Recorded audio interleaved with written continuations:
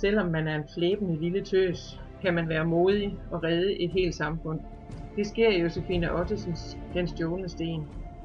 Historien fortæller om et idyllisk samfund, nærmere bestemt omkring Grønnesø. Samfundet er befolket med eventyrlige væsener i vand, huler, træer og bakker, som lever i fred med hinanden. Her lever trunder, træspringere, stjernesamlere, bakkeslægterne, feer, alfer og gnomer, og ikke mindst tågeheksen, troldemanden Ixu og diamantdronningen. Men en aften stjæles den hellige fredsten, og så er alt fred slut. En lille trunde, Pil, som bor blandt de andre trunder i mosen, bliver sendt ud for at bringe stenen tilbage. Det er lidt af en satsning, for Pil blæber ellers altid ved den mindste drilleri eller forhindring.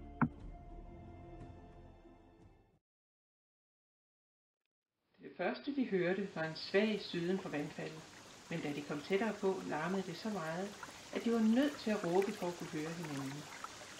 Du skal finde trædestenene, råbte Olli. Ja, det ved jeg. Det er meget nemmere for dig. Du kan bare flyve over. De gik lidt op mod strømmen for at finde vadestedet. Stenene lå som små øer i den rivende strøm. Og Pil var glad for, at hun var vant til at hoppe fra tue til tue i mosen. Jeg venter på dig på den anden side, skreg Olli og fløj over. Pil sprang ud på den første sten. Vandet bjævlede omkring den. Hun gøs ved tanken om at falde i.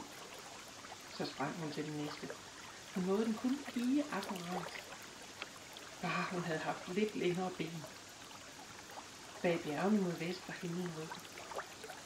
Solen var væk, og den kølige luft fra det strømmende vand fik hende til at fryse. Kom nu, skreg Olli fra den anden side. Der var langt til den næste sten. Hun samlede alle sine kræfter og sprang. Men der var for langt. Hun nåede den kun med den ene fod. Fortvivlet forsøgte hun at hælde sig op, men stenen var våd og glat, og snart blev hun trukket afsted mod vandfaldet. Olli flaksede over hende og skreg og råbte, men han kunne ikke gøre det. Josefine Ottesen skriver godt, men oplever og ser landskaberne og de forskellige væsener vokse ud af fortællingen og blive levende på grund af det maleriske sprog. Forfatteren sandsynliggør, at Pils ændring fra et sølle lille sprog til en stærk og handlekraftig pige. Romanen indeholder flere spændende, dramatiske situationer. Alligevel er læseren ikke i tvivl om, at det hele nok skal gå godt. Den stjålne sten er første bind af 3 i serien om Grønnesø. Det er en klassisk fantasy-fortælling, hvor en anonym trundepige overvinder en ond troldmand.